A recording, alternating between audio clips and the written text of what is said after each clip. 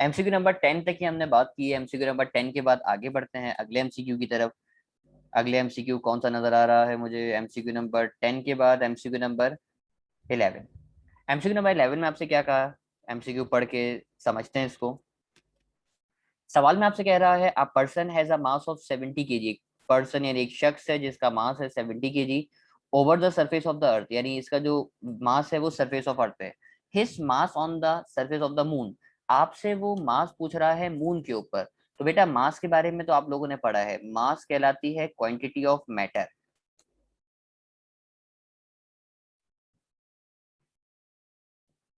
मास क्या कहलाती है सर? मास कहलाती है क्वांटिटी ऑफ मैटर। और ये सेम रहता है, आप कहीं पे भी लेके चले जाओ, क्वांटिटी ऑफ मैटर आपका हमेशा क्या रहेगा? सेम। इसका मतलब ये है कि मास भी आपके पास क्या रहेगा? सेम। अगर 70 kg का मास उसका अर्थ के ऊपर है और मास, इसी मास को आप मून पे लेके जाओ तो वहां पे भी कितना केजी होगा? वहां पे भी बेटा इसका आंसर होगा 70 kg। एमसीक्यू नंबर 12 में आपसे क्या कह रहा है? एमसीक्यू नंबर 12 भी देखते हैं। एमसीक्यू नंबर 12 में उसने कहा the weight of a body is minimum at. Minimum होगा। अच्छा, जैसे मैंने आपको ग्रेविटी के बारे में पढ़ाया था, पहला एमसीक्यू था कि भाई ग्रेविटी की वैल्यू सबसे ज्यादा होती है पोल्स के ऊपर और सबसे कम होती है इक्वेटर पे। ये इक्वेटर मेंशन हुआ हुआ नजर आ रहा है ना, इक्वेटर जो आपको लास्ट लेक्चर में पढ़ाया आपने। इक्वेटर पे ग्रेविटी सबसे कम होती है और जहां ग्रेविटी कम है वहां वेट भी कम होगा, क्योंकि वेट का फॉर्मूला होता है ना W = mg। जहां ग्रेविटी कम होगी वहां वेट भी क्या होगा? कम होगा। क्योंकि उसने कहा है कि वेट ऑफ द बॉडी बताओ जो क्या है? मिनिमम है। और मिनिमम ग्रेविटी क्योंकि इक्वेटर पे होती है तो उस पर वेट भी क्या होगा? मिनिमम ही होगा। तो ये एमसीक्यू नंबर 12 का आंसर हो गया option number A. MCQ number 12 के बाद आगे बढ़ते हैं एमसीक्यू नंबर 13 की तरफ। ये रहा एमसीक्यू नंबर 13। एमसीक्यू नंबर 13 देखते हैं। If a man goes to a height twice to the radius of the earth from its surface, याद है ना आपको मैं पढ़ा चुका हूँ बेटा, सरफेस से जितनी भी हाइट पे जाते हो उस हाइट को बेटा किससे लिखते हो? एच से लिखते हो। और उसने आज कहा है बेटा वो जो हाइट है वो twice to the radius of earth है। ट्वाइस का मतलब होता है बेटा टू, यानी एच बराबर किसके है? 2re के बराबर है। यही कहा ना उसने आपसे कि भाई आप ऊपर गए हो, जो हाइट है वो twice of radius of earth है, यानी एच बराबर है 2re के। पहले तो आप ग्रेविटी निकालोगे, जी डैश का फॉर्मूला होता है GME divided by RE plus H का होल स्क्वायर। जहां पे एच नजर आ रहा है बेटा वहां पे आप रख दोगे किसको? RE को रख दोगे। तो ये हो जाएगा मेरे पास RE प्लस RE और स्क्वायर लगा हुआ है। अब स्क्वायर ओपन करोगे प्लस करोगे क्या बनेगा जरा देखते हैं। ये हो जाएगा GME, नीचे हो जाएगा RE प्लस RE 2RE, और 2RE का बेटा स्क्वायर करोगे तो 2RE का स्क्वायर करोगे तो आंसर आ जाएगा GME/4RE²।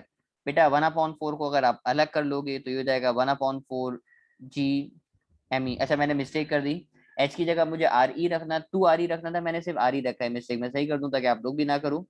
बेटा एच की जगह पे 2RE आएगा और 2RE में RE को ऐड करोगे तो बेटा ये हो जाएगा 3RE, और 3 का स्क्वायर करोगे तो क्या हो जाएगा?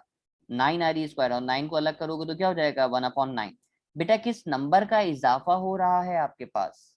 आप बोलेंगे सर जिस नंबर का इजाफा हुआ है मेरे पास वो है मेरे पास 1/9, यानी इसकी ग्रेविटी भी 1/9 हो जाएगी। और अगर ग्रेविटी 1/9 होगी तो बेटा अगर ग्रेविटी 1/9 होगी तो उसका वेट भी कितना हो जाएगा? 1/9, क्योंकि वेट का फॉर्मूला है ना W = mg।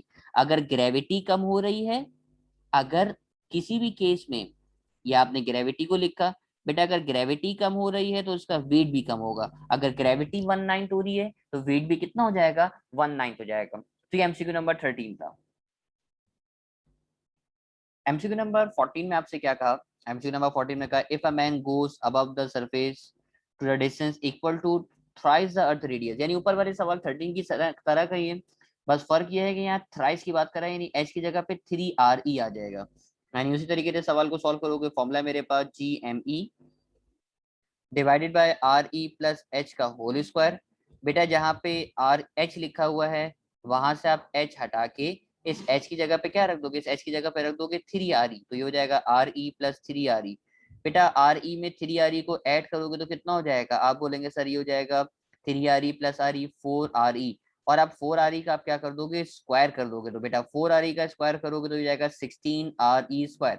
बेटा 1/16 को अलग कर लोगे और आगे बन जाएगा GME/RE²। और ये GME/RE² जो आपको नजर आ रहा है ये बराबर होता है ग्रेविटी के, यानी ग्रेविटी हो जाएगी 1/16 टाइम्स, यानी करेक्ट आंसर हो जाएगा बेटा मेरे पास ऑप्शन नंबर डी। तो ऑप्शन नंबर डी इसका करेक्ट जवाब है, यानी 116 टाइम्स। एमसीक्यू नंबर 14 के बाद एमसीक्यू नंबर अगर 15 के ऊपर आओ तो 15 एमसीक्यूज भी इन्हीं 13 एमसीक्यूज की तरह का ही सवाल है। क्या बोल रहा है जरा सवाल पढ़ते हैं। When the spaceship at a distance equal to twice the earth radius from its centre, याद आया वो अब आपसे सेंटर की बात कर रहा है। मैं जब आपको एमसीक्यू पढ़ा रहा था स्टार्टिंग के एमसीक्यू में, जब ये लेक्चर आया था तो मैंने आपको कहा था कभी भी वो अगर आपको डिस्टेंस देगा बेटा सेंटर से, तो आप एक काम करोगे यहाँ से आर ई को गायब कर दोगे, यानी आप आर ई को मेंशन नहीं करोगे, फॉर्मूले को आसान करोगे और डायरेक्ट आप किससे लिखोगे, डायरेक्ट आप एच से स्टार्ट करोगे। तो टेक्निक मैं आपको पहले भी सिखा चुका हूँ, लेकिन आपको यकीन नहीं आएगा तो मुझे ऊपर दिखाना पड़ेगा।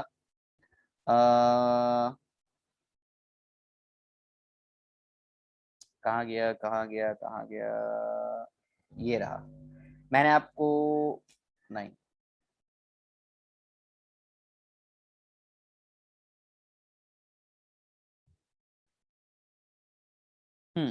एमसीक्यू नंबर,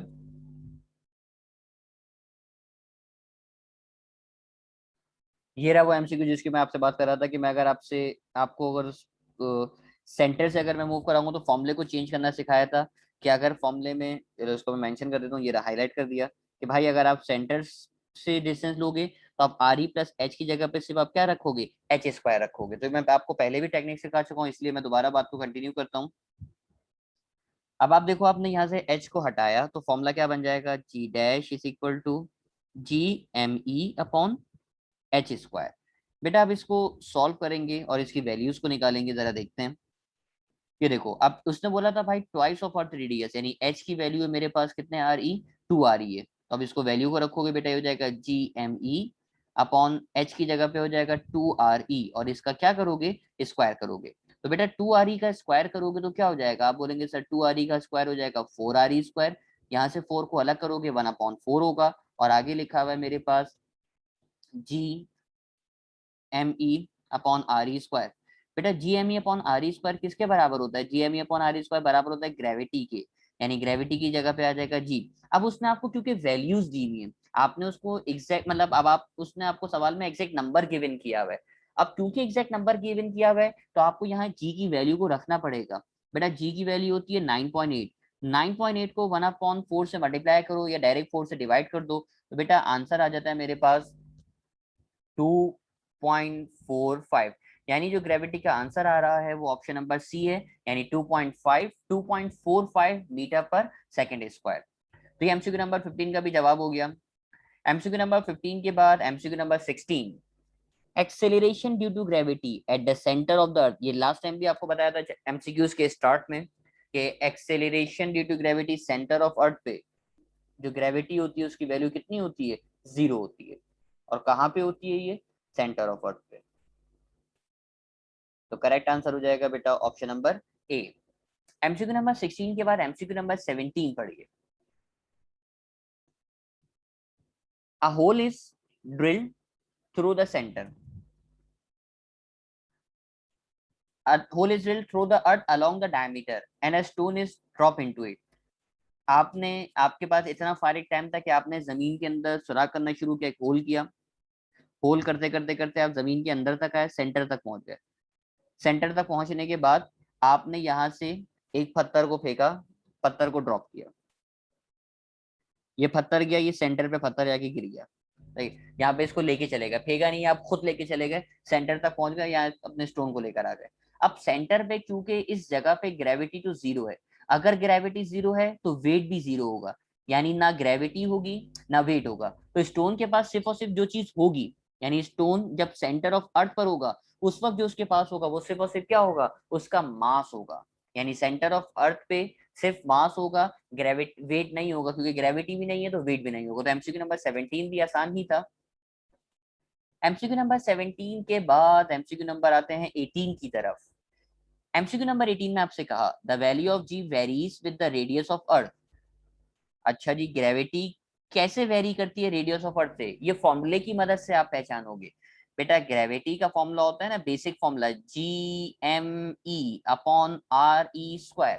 मुझे इस बात का फैसला करके बताइए कि आपको ये ग्रेविटी और रेडियस जो नजर आ रहा है दोनों का डायरेक्ट रिलेशन है या इनवर्स रिलेशन है। आप बोलेंगे सर इनवर्स रिलेशन है, यानी ऑप्शन नंबर सी तो नहीं हो सकता, या तो ऑप्शन नंबर ए होगा या फिर ऑप्शन नंबर बी होगा। लेकिन क्योंकि रेडियस पे स्क्वायर लगा हुआ है तो आंसर होगा बेटा, correct answer square of the radius वाला होगा। तो ऑप्शन नंबर ए भी नहीं हो सकता, करेक्ट आंसर हो जाएगा ऑप्शन नंबर बी, यानी inversely proportional to the square of the radius of the earth. तो करेक्ट आंसर हो जाएगा ऑप्शन नंबर बी मेरे पास। एमसीक्यू नंबर 18 के बाद एमसीक्यू नंबर 19 मौजूद है। If the mass becomes 4 times, यानी मास को आपने 4 टाइम्स कर दिया, the acceleration due to gravity will be dash. ये स्टार्टिंग में भी इस तरह का एमसीक्यू आया था मेरे पास। भाई ग्रेविटी का फॉर्मूला है Gme/RE²। उसने कहा आपसे कि भाई मैंने मास को 4 टाइम्स कर दिया, यही कहा ना आपसे। उसे सवाल में आपसे क्या कहा कि मैंने मास को 4 टाइम्स कर दिया, यानी जहां Me रखा हुआ था आपने Me हटा के क्या रख दिया, 4Me रख दिया। अब अगर आप यहाँ से बेटा Me हटा के 4Me रखोगे तो क्या हो जाएगा, इस बात को भी देख लेते हैं। हो जाएगा G=G, Me की जगह पे आ जाएगा 4Me और नीचे लिखा हुआ है RE²। बेटा 4 को पहले ला के रख दोगे तो क्या हो जाएगा, ये G=4 और आगे लिखा हुआ है Gme/RE²। और Gme/RE² बेटा किसके बराबर है, ये बराबर होता है ग्रेविटी के। ये बराबर हो जाएगा 4G, यानी ग्रेविटी जो है वो 4 टाइम्स हो जाएगी। और इस 4 टाइम्स को बेटा बोलते हो 4 फोल्ड। 4 फोल्ड का मतलब होता है 4 टाइम्स। 4 टाइम्स का मतलब होता है मेरे पास क्या, फनी 4 टाइम्स का मतलब 4 फोल्ड, या 4 फोल्ड का मतलब 4 टाइम्स। तो ये एमसीक्यू भी आसान ही हो गया अब आपके लिए। मेरे ख्याल में आप इस एमसीक्यू को भी आप आराम से कर सकते हो। एमसीक्यू नंबर 19 के बाद एमसीक्यू नंबर 20 मुझे नजर आ रहा है। एमसीक्यू नंबर 20 में आपसे कहा, at a distance equal to the twice of the radius of earth above the surface of the earth. बेटा फिर दोबारा वही पुराना एमसीक्यू रिपीट हो गया। Twice of the radius of the earth का मतलब क्या है, एच बराबर है किसके, 2RE के। और कहाँ से जा रहे हो, सरफेस ऑफ द अर्थ से जा रहे हो। तो याद है ना सरफेस ऑफ द अर्थ का फॉर्मूला तो ये वाला है, Gme/RE+H का होल स्क्वायर। जहां पे H नजर आ रहा है वहां पे आप क्या रखोगे, तो आप बोलेंगे सर जहां H नजर आ रहा है वहां पे हो जाएगा RE+2RE। बेटा RE में 2RE को ऐड करोगे तो कितना RE हो जाएगा, तो आप बोलेंगे सर ये हो जाएगा 3RE। और हमें 3RE का क्या करना है, स्क्वायर करना है। तो आंसर हो जाएगा G'=Gme/9RE²। बेटा 9 को अलग करोगे तो क्या हो जाएगा, आप बोलेंगे सर ये हो जाएगा G'=1/9 GME/RE²। और Gme/RE² किसके बराबर है, तो आप बोलेंगे सर ये Gme/RE² बराबर होता है ग्रेविटी के, यानी ग्रेविटी जो हो जाएगी वो कितनी हो जाएगी, 19 टाइम्स हो जाएगी। तो करेक्ट आंसर हो जाएगा ऑप्शन नंबर डी। तो वही एमसीक्यू तब आपने स्टार्टिंग के एमसीक्यू बहुत स्लो स्लो करके पढ़े थे। अब ये लास्ट के एमसीक्यूज काफी तेज तेज पढ़ो, क्योंकि स्टार्टिंग में आपको मुश्किल लग रहा था तो इसीलिए जानबूझ के स्लो पढ़ा रहा था कि आपके कॉन्सेप्ट बन जाए। और एक दफा अगर आपके कॉन्सेप्ट बन जाए तो आप एमसीक्यूज को बड़े आराम से सॉल्व कर सकते हो इजिली। एमसीक्यू नंबर 20 के बाद 21 के ऊपर आते हैं। 21 में आपसे क्या कहा जा रहा है, the mass of the planets the mass of the planet and its diameter are 3 times that of earth, then the acceleration due to gravity will be dash। आपने मास को 3 टाइम्स कर दिया, यानी Me हटा के आपने क्या कर दिया, 3Me कर दिया। अच्छा डायमीटर को भी 3 टाइम्स किया, यानी डायमीटर हटा के कितने टाइम्स कर दिया, 3 टाइम्स कर दिया।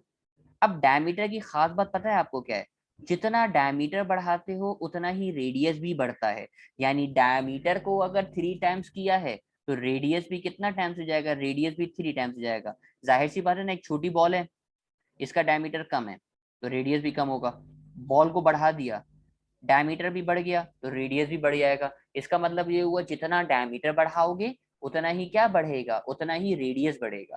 तो ये लॉजिक आपने खुद लगाई है कि जितना डायमीटर बढ़ाओगे उतना ही क्या बढ़ेगा, उतना ही रेडियस बढ़ेगा। अब जो काम की बात आपके लिए बेटा, मास को भी 3 टाइम्स किया, रेडियस को भी 3 टाइम्स किया। अब ग्रेविटी की वैल्यू निकाल के चेक करनी है, ग्रेविटी की वैल्यू कितनी हो जाएगी। तो ग्रेविटी का फॉर्मूला है मेरे पास G is equal to G M E upon R E square.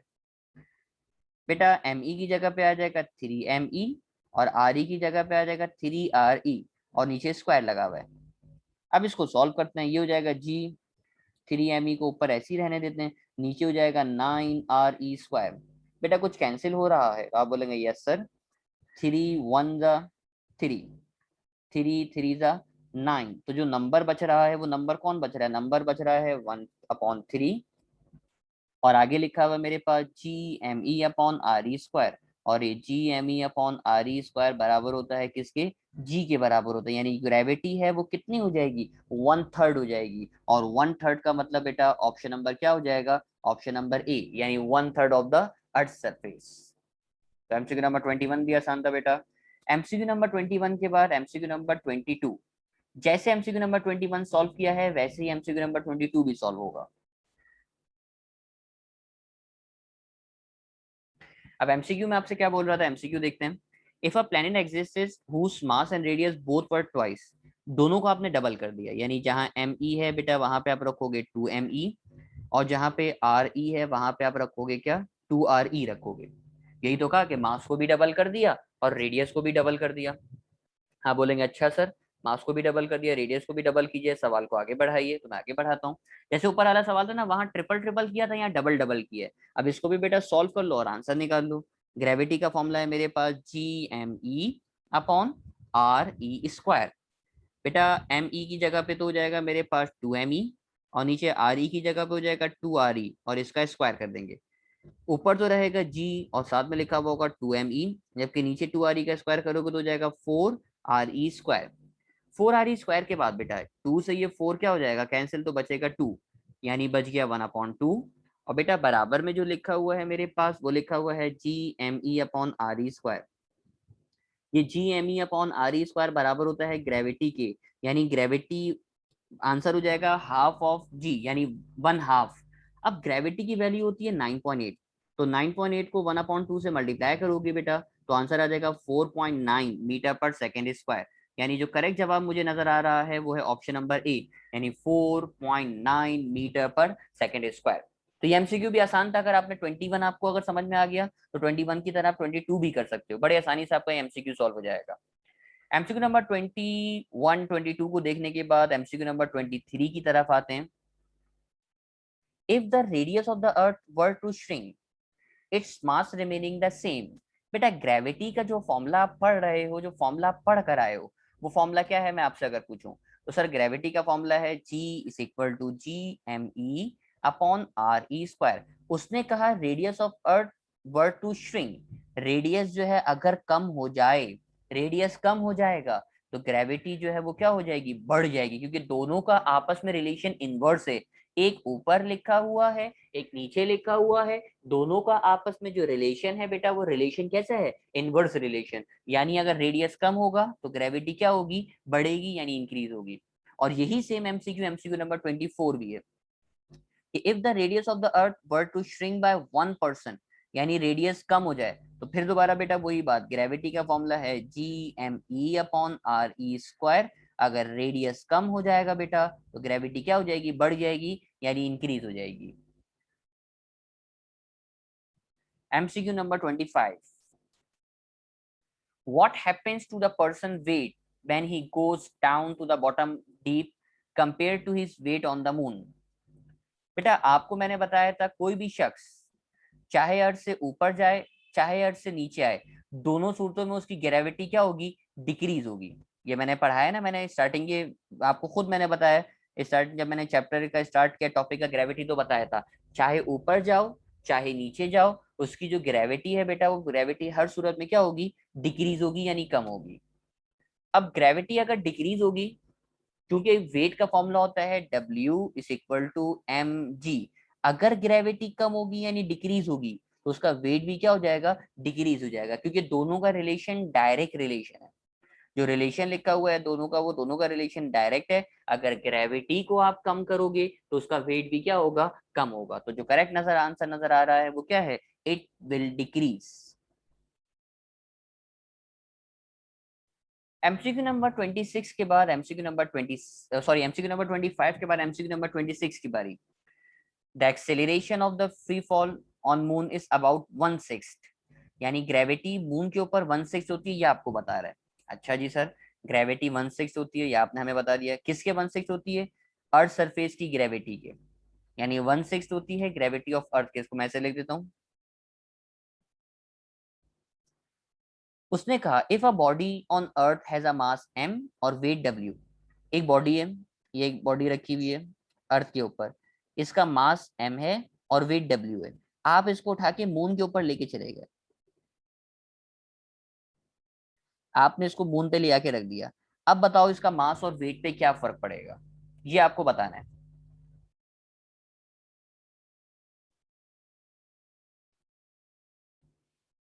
अब आप बोलेंगे सर सुनिए, मास तो कहलाता है क्वांटिटी ऑफ मैटर, ये तो सेम रहेगा। यानी मास अगर m पहले है तो बाद में भी क्या होगा?